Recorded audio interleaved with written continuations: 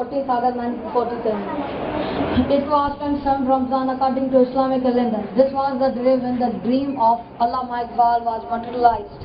By the influence of leadership of Quaid-e-Azam, he was revered and cautioned and pressured to discard the idea of separate nation by the collective might of Congress and Britishers, but our beloved Qaeda remained steadfast, loyal to this August goal.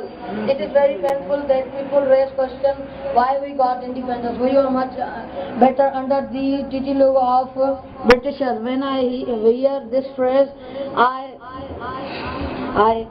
and preposterous argument, I ask them why don't be ingrained. Our forefathers paid much higher price for this freedom. This situation of Pakistanis and Kashmir is before us. They know the importance of freedom.